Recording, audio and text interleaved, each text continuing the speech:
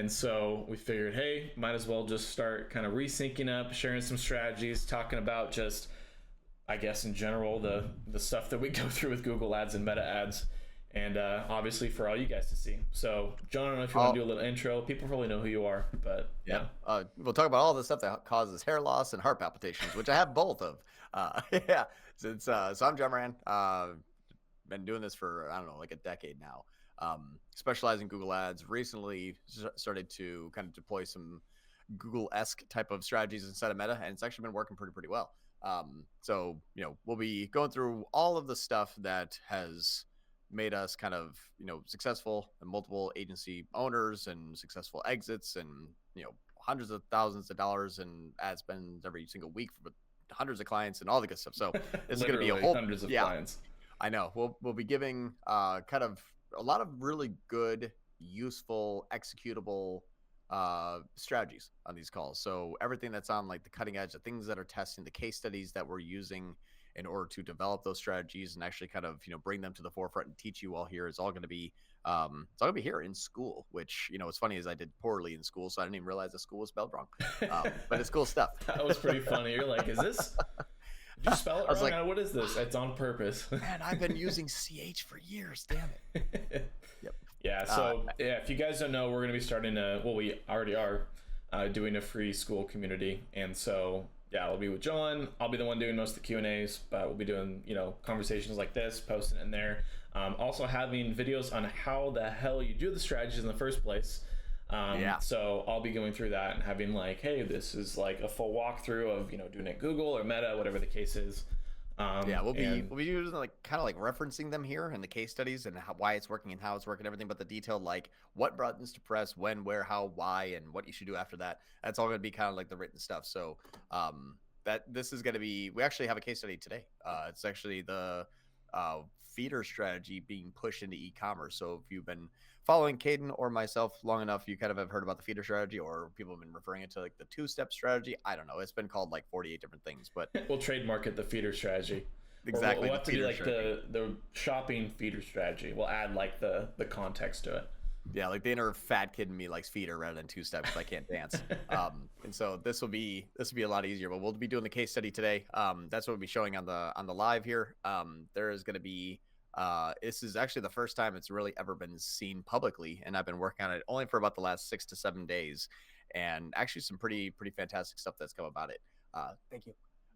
And so it's gonna be really cool. So our first kind of first podcast is actually probably one of the most sought after solutions, I guess I would say, to the main problem of, well, I just can't spend anymore. And why. So it actually, and a surprise that happened during it. I've learned actually something else, and I figured out why. So it's gonna be fun. We're gonna be sharing that. A lot of strategies, a lot of learning. Yeah, exactly. A lot of learning in our school.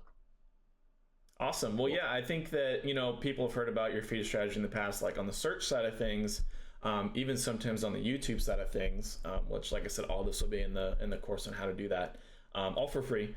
But in terms of the shopping side of things, so there was that whole thing that came out about how Performance Max is going to be essentially not overly prioritized, but more so just based off of ad rank, which is making it more like a normal campaign in account builds. So you've had the strategy with search, not really involving Performance Max. Now you're thinking about, oh, there's a shopping sort of side of things that we can do with Performance Max. So I'm curious to hear more about that, and maybe some things that you found, because they said that this hasn't really launched until September. So yeah. Yep. And what's cool is so they were saying like in October accounts will be given the update that Performance Max is no longer just default to the priority of the highest of the high. Standard shopping, you could do like, low, medium, high. Performance Max is like, yeah, regardless of what you did in standard shopping, we are just going to take that over by default because we love money and we trick you by ROAS. So, literally. So exactly. So now what we're doing is in search, the feeder strategy is fairly simple. 2 separate search campaigns using the same keywords, a TCPA broad match, and a max clicks or manual CPC exact match.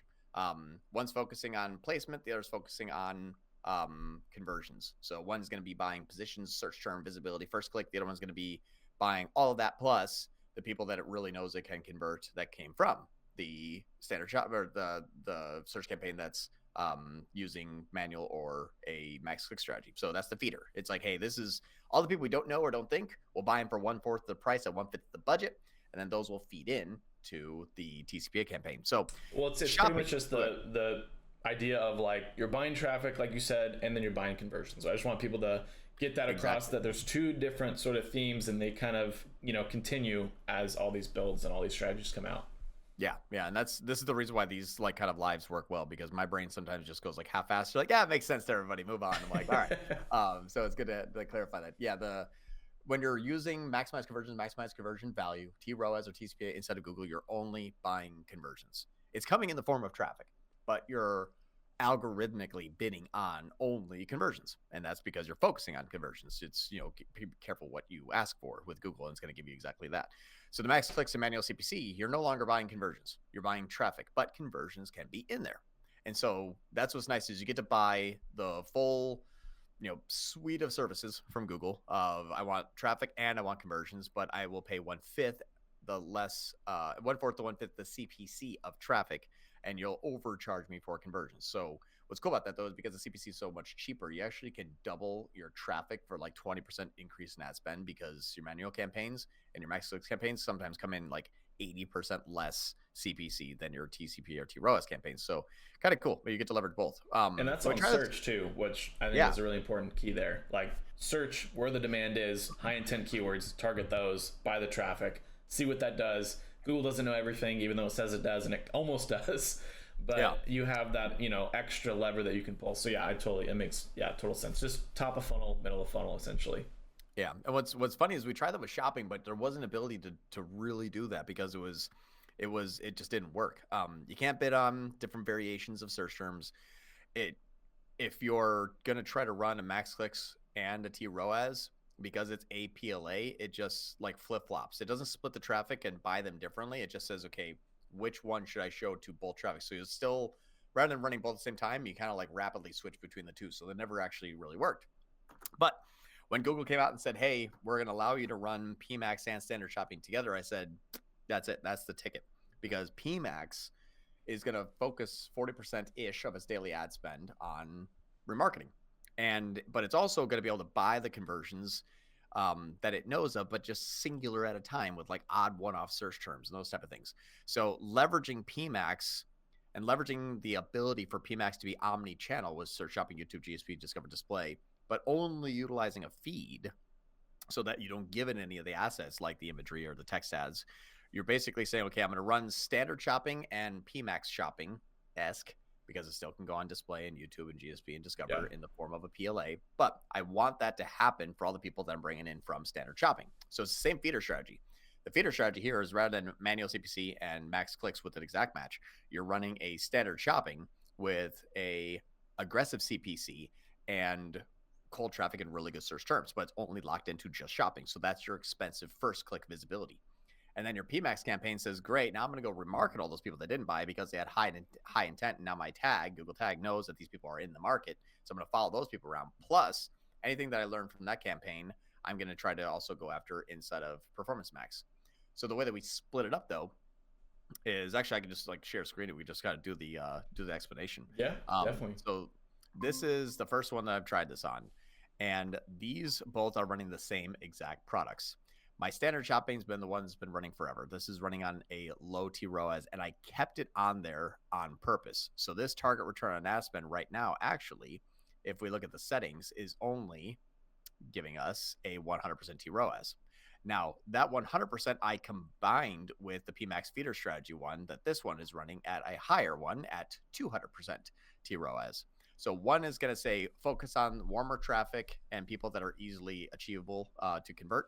And then the other one is going to be focusing on all just singular channel non-brand cold traffic. So these two combined, you can actually see that this one just launched this last 7 days. And what ended up happening is we went from $0 in PMAX to 3,300. Now, at the same time, and this is what I didn't know, is that my standard shopping campaign that's been running for so long that still can't achieve a higher spend, all of a sudden spent 54% more. I'll tell you why here in a minute. But then this one went from 10 to 15,000. But the conversion value, when this went up at a 89% more cost, I actually got a 122% increase in conversion value. So my PMAX went from 0 to 8K, and my standard shopping went from 9K to 11.8. So I actually lost a bit of ROAS inside of my standard shopping, which went down 15% because, and then my PMAX campaign went up to 245 with a target of 200. Now, the reason why is all the fast, easy, cheap wins that standard shopping was going to bid on and win, because it is also using a T-ROAS, was simply just given to PMAX. So the reduction in here did not, though, be offset by the increase in here. So we actually went up 17% in ROAS. So we've been able to double the budget, get more than double the conversion value, and increase our ROAS by 17%, but also getting double the clicks. So what was crazy is this went from 5,000 up to 10,000 because 5 went to 68 and 0 went to 4. The CPCs, just like in the search one, are much, much, much cheaper. So you're looking at a difference between $1.96 and then up to $2.28 and 83 cents, which actually brought down my CPC by 12%. So with a little bit of added budget, by basically going from 10 up to 19, which is not really a little bit, it's 90% increase, but doing so with only a $3,400 increase that we wanted to. We only wanted to spend $3,400. We end up spending $9,000 more because the standard shopping said, hey, this works. Now, why did that happen? Well, a couple things. When PMAX started to bring in also some cold traffic, this also started to remarket it, because standard shopping on AT ROAS is going to use half-form traffic regardless of source. So these two are actually now feeding off of each other. The feeder strategy now kind of goes both ways with two different targets, but I can control the spend and channel increase here, and then also see the global result. Now, here's the other thing that's really cool. I set the PMAX feeder strategy on a unique setting that I usually don't use, which is only bidding for new customers. And I also made sure that the brand exclusion, I did exclude the brand name. That's what I was gonna ask. Yep. So new customers and brand excluded, because I want this to remarket. The second thing that I did in the feeder strategy, though, in the asset groups, is I only used one signal, and I did that on purpose. So right now it's a feed only, and my audience signal is all visitors in 30 days. So it's like, hey, how about you remarket this audience? Like, I want it to do that. So I'm giving it the ability to do so by offering it my data. And so typically when you do this, it's like, oh, it's going to go warm. It's going to yada, yada, yada, yada, because it's taking only warm traffic from other campaigns. Now, I'm going to jump into this thing here for a minute because I want to share with you the actual Northbeam metrics, which Northbeam's fantastic. It does work pretty well. It sometimes makes PMAX look a little bit better than it actually probably should, which is okay. But we have some initial data, and I'm actually really surprised with what I saw on the initial data in here, because what I was hoping and what I was expecting has so far come true, and maybe even a little better than I was expecting. So while this loads, let me go through this here. If you look at the insights in the last 7 days is actually looking really good. It's launching up at a 250 ROAS, and if I look at the last 100 rows of conversion value, there's all non-brand. And it's like bar shampoo and conditioner, bar shampoo, hair regrowth shampoo bar, teenage advent calendar, rice shampoo bar. I mean, there's hairless or heatless curls, satin pillowcases, large hair rollers, like very, very, very good non-brand. So when I was hopping inside of the Google Ads, I was like, all right, well, let's see how this is performing. And inside of the Google Ads, the feeder strategy, and let me actually bring this up. So percentage of new visits, and then first time transactions. Here's first time, here's returning, and then I'm going to be doing the NCAC, which left is underneath. Where is it? A little bit further up. Oh, there it is. CAC first time. Sorry, I'm blind here. There we go. All good. All right. So feeder strategy, we got a 68%, 68.27 of new visits. Well, look at what my standard shopping is. It's the same thing, 68%. And then my CAC first time, though, is 35 and 89. Okay. Now, this one jumped up my first time transactions to 97. That also jumped up my first time transaction in standard shopping. I believe they're feeding off of each other, which would make a whole bunch of sense because there's a massive volume coming in for PMAX. As this goes on, though, we'll see how this starts to which one starts to feed each other more. And I think I have an idea. I'd also want to point out too, with these third-party platforms, that it's trend tracking, right? So we're looking at what the effects of the trends are, and if the trends are swinging in a positive or negative direction, because then that gives us the correlation to potentially top line numbers getting better. Yep, and even Yeah. even just like Google as a whole, spend stayed the same because other campaigns I'm running like 38 different campaigns. New business went up, CAC went down, first time transactions went up, return transactions went down. Excellent, like everything that I'm wanting to see. I was just actually surprised to seeing these as cold as this. Now, I love Northbeam to death, but these are really off. Like if you use the same new percentile visits in another program, like let's say Wicked, it's like 25%. And they can prove it with previous history. So I'm not saying that it's right, but I am saying it's kind of odd that it is this cold, Well, but it does make sense. It's with an search term. algorithm on an algorithm. Right, exactly. So what's kind of cool is like they're both starting to move in the right direction. AOV returning is good. The AOV first time is increasing. So all of the stuff ECPNB is actually dropping, or this one's actually increasing as we saw this, but the ECPC and ECPNB are actually holding really well. So all this stuff is good. Now, when we look inside of the feeder strategy, what my future plan is, since these are all really good, like single blade razor and that kind of stuff, like all this good stuff, the search terms look fantastic. My next goal is to do two things. One, I'm going to be taking let me go back to the campaign level. I've increased this from 500 to 1,000. I wanted to double this to say That's quite the increase. yeah, and I just did it today. So I went from $500 to 1,000. Is that what I want to see is this, is I want to see what effect does this have on everything in the account. If I double the ad spend, which is where you'll see that this thing went from 500 to 1,000, and I just bump this down to 200 to see, you know, how if I can increase the spend. I was also getting kind of pretty shitty positioning, which that this thing's going to help this. But if I double the budget and I see over the next 7 days what happens between the two, like does this also, can it spend even more because it's still not at the daily ad spend yet? Does this also spend more? Do they combine with a stable ROAS and also combined conversion by the increases? And how do the warm traffic and cold traffic flow?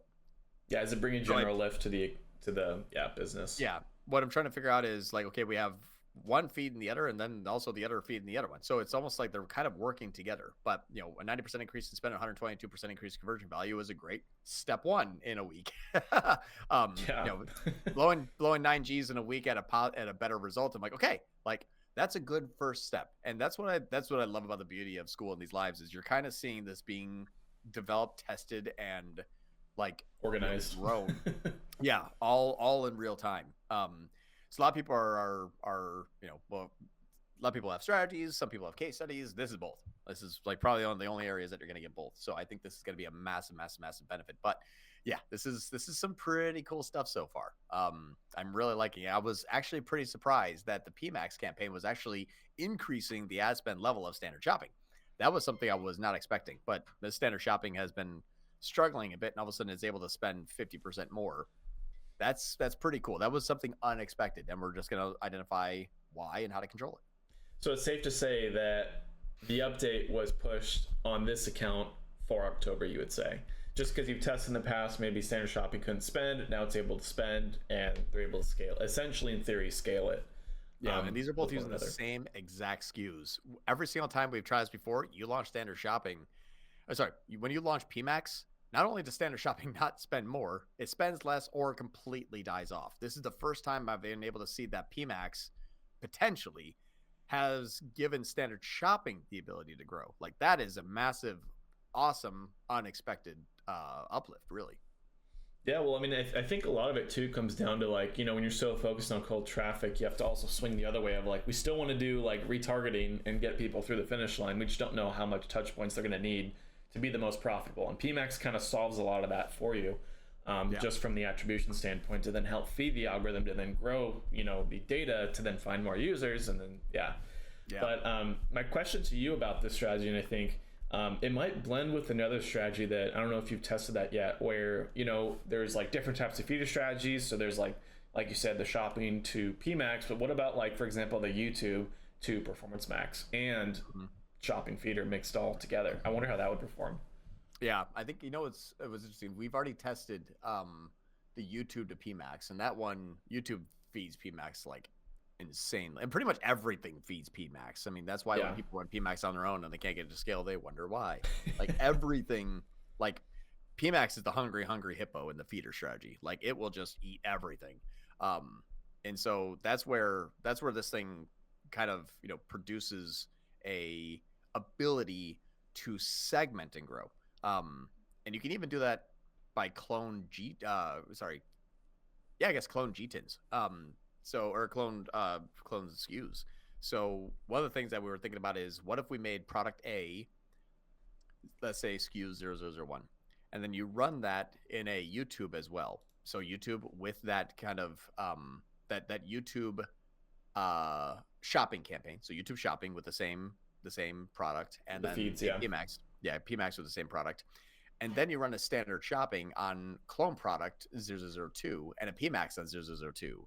And then run like a search on going to the page that's actually 0003 and then a PMAX 0003. Like there's a whole bunch of things now that it's like, can we isolate the channel and then grow with the feeder strategy being in that same SKU? But now you're being fed from separate search, separate YouTube, separate shopping. That is like a whole next level of like, holy shit. Well, this is what we thought like back in like 2 years ago. We were thinking, had a whole mind map of like all these other channels that feed into PMAX, but we could never do that. Now we're able to actually potentially do that. Yeah, which is going to be awesome. As soon as Google pulled their head out of their ass and like, fine, we're not all powerful. Like you guys can have some control back. It's like, thank you. Like, I mean, it's so arrogant to be like, no, we'll know everybody that ever can purchase ever. Don't worry about it. It's like, no, you're going to charge me 5 times as much to be sometimes half right. Like this is a losing proposition for anybody, no matter what. But now that they've given us the ability to kind of like, you know, run other campaigns alongside, it's like they finally given us the ability to leverage the worst part of PMAX is like how much warm traffic and over remarketing that it does. Now, if we can keep brand excluded, yeah, it's still going to remarket warm traffic, which used to be a 4-letter word. But now it's like, good, I can give it something to remarket. Now I have control again, rather than just be like, hey, we increased, you know, meta, so now the Google advertiser that's just running one PMAX campaign can still get paid that much that month. It's like just such a scam. Yeah, well, it's interesting because Google and just, you know, going kind of in the comparison of Meta and Google seems to be very, very much like this campaign affects this campaign, and like you can have multiple campaigns that kind of feed into each other. Whereas Meta seems to have built out like that framework of just top of funnel, middle of funnel, bottom of funnel. And so I'm curious to see how it's going to play out sort of with and without Advantage Plus. Just because you're going to be like, well, we could, you know, maybe use a feeder strategy over on the Meta side of things, but does that work the same way as Google? So we'll have to kind of figure that out. Meta just did an update. They're pushing it out today. One of my accounts, you no longer can turn off Advantage Plus audiences. You actually have to create your own custom audience and then check the box saying like, do not include in Advantage Plus, then target only that audience, which is not scalable by any means. Yeah. It's a way to like keep remarketing at least like encapsulated or compartmentalized. But because the feeder strategy, like what we basically did with Meta is we just started adding a traffic campaign with the objective of page views. That is actually like crushing it right now. I'll have a bigger update for our next live, so teaser for the next episode that everyone should come in and watch. But this is I was going to share screen again here. This is that same feeder strategy, but encapsulated in a meta sense. And if we look at the last 7 days, compare, and then we're using our attribution setting of, let's do click date first, click only. Adding in a traffic campaign has been able to allow us to scale up our costs. Now we're at 62. It's the highest we've ever had. Like our previous high week was 54. We had to pull back a little bit. Now we're up 90%. Our customers are up from 105 up to 195, and our NCAC is held. It actually got $1 cheaper. And you'll see why this thing here is just now scaling up, because the objective view is bringing in half of the volume at 10% less, about 10% of the budget. Like, holy shit. So we have another feeder strategy for Meta, and it is fantastic. We'll go through that in the next episode, but prepared to go on a diet, because you're just going to get feeder strategies left and right. Well, it's crazy because it goes back to that archetype, or like that like theme of like, you buy traffic, you buy conversions. And like, it's always been like, oh, just go for awareness. And then, obviously digital marketing comes into the equation. We can track conversions. Sweet. And then it's like, crap, we can track conversions. Not good. And then you kind of blend those two together. And here we are with the end all be all, I guess, for now. What's so sad is we went from like, all right, we can advertise on like Meta. We're like, cool. And it's like, have you ever heard of a funnel? We're like, no, what's that? And it's like, well, you bring in cold traffic, you warm them up, and you convert them. And then Google's like, yeah, but what if you only bought those? You're like, all right. And like, well, that didn't work. It's like, hey, you ever heard of a funnel? we're right back there. Yeah, literally though. I remember we took 2 steps forward and 1 step back. Well, I remember we would literally like going back to old school marketing days when I was like, old school for me at least. I was 12. Yeah. But I was with my grandpa, who's really old school marketing, and you would go to these trade show events, and he had like a clicker. And he'd be like, okay, there's one person that came to the booth, another person that came to the booth. And then so use analytics at like 96. Yeah, literally though. Excuse me, sir, how long did you say? 2 minutes and 38 seconds. Did you pick up anything off the table? Added 1 to cart. And a couple more clicks there just because, Right? Yeah. So it's He's interesting go back how and it's pump up his digital marketing, which meant more flyers. Yeah. Literally. But it's crazy though, because yeah, it's like it's blending both of them together, because like you have like the obvious idea of like you want to generate new traffic and not really lean too much on how much is this person worth, but more like, hey, like this person came and checked out my booth, awesome. Yeah. And ads kind of took that away from us, and now they're the ideas are coming back, John. They're coming back. I know. It's so funny. And what's funny is all the people that were probably working at Google in the last 5 years have never heard of funnels. So like, why don't we just buy conversions? And like, God, like, PPL companies. I mean, they're just trying to be one big one at the end of the day. Like, listen, you're 19, you just graduated like college. Like, you can get a job at Google. It's like, oh man, like we got a 10-year lull of people that have not built a business in that time period, and now in charge of algorithm updates. Well, the worst are developers or business people or marketers. Well, it's all data, right? Like that's the thing they push as ROAS. It's like, oh, just turn on Advantage Plus or turn on Performance Max, and it'll make your account better. And it's like, but my business, what's going on? Like I'm just remarketing to Jill down the street that's bought 20 of my products because she's a neighbor. So. I know. Well, what's funny is that's basically it. Like we even tried running like in this thing here. We ran an Advantage Plus like not too long ago. But what's interesting, if you go back to here, we did this. Let me take like the last 30 days. Like you can see after launching this traffic, like we were in like a slight downturn of new customers, and it's like boop, and like the ROAS is literally held. Yeah, it's amazing. So all of a sudden we're just like scaling up new customers because we're like, hey, let's start filling the top of the funnel again. That has nothing to do with conversions. Like, oh, well, that's fantastic. And then you can even see like after we start bringing in more people, like you even get like the overall, leads are skyrocketing. Like people are filling out our forms. Our continuity is looking great. Even when you're going back to like the, if we go to here, like even like the feeder strategy on Meta, which I'm just kind of teasing a few different things here, but the feeder strategy on Meta has been so cold and got so many more new signups. We're having record days inside of Amazon every single day. And then on top of that, well, that's a key point I think everyone should understand too, is you count Amazon with your Shopify. Count them together. Don't separate them. Yes. I've seen that again and again. You need to put those together because people don't just, people aren't segmented. It's just they blend through the whole process. Right. And then it's just like, whoo! So all of a sudden you can even see like the people are just now signing up, and these are subscribers, like going up, and just like our active subscriber just keeps going up. So we started this like 2,300, and then we're now like ending it with 2,320 and ending it with 2,350. So we got like 50 subscribers, and they're all worth like $1,800 each, and we got them all in the last like 4 days. Like it's just amazing. So yeah, it's exactly right. It's we're back to 1985 and like in the postcard days. We're like, how many postcards should we send them to warm them up? Like, holy fuck, we're back. Let's wait 3 months and see what happens. Yeah, I know, right? Time lag. What's that? That's a really big lag of time. Right. Yeah. Cool. So now we're coming up on time, but this is a good first episode. So hopefully you've had a good intro to out there in school land, and hopefully you got schooled today and you learned something. Yeah, it's gonna be fun stuff.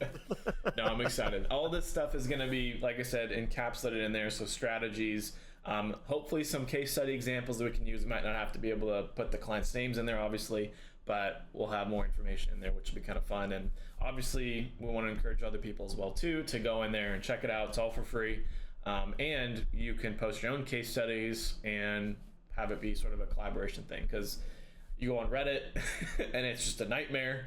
You go on YouTube and they're just trying to sell you something. It's like you just need to just have the community where you can just interact and have, you know, face-to-face experience, or at least keyboard-to-keyboard experience with other people that have been in the same space and what they've found works and doesn't work. Yeah, really nice to have a community of people who are like-minded self-starters that are really wanting to better their skill set, rather than going on Reddit and have someone tell me they're going to fornicate with my mother. That'd be nice. How do I set up conversion actions? What is the keyword? Is prod match good or bad to use? It's like, what is the best ad ever? Oh, God. Does this ad copy work? Yeah, I don't know. I can go on forever about just what I've seen on Reddit. It's a scary place. I feel bad for anyone that doesn't have a team or know anyone in the space, and they're just like, all right, I'm going to Reddit, and think, good luck. Oh, my God, yeah. Where good ideas go to die. Yep. So perfect. But yeah, awesome. I want to say, thanks again, John, for coming on, and we'll be doing these, you know, every week, just posting. So a lot more updates to come, and happy whoever tuned in. Yeah. See you all next time.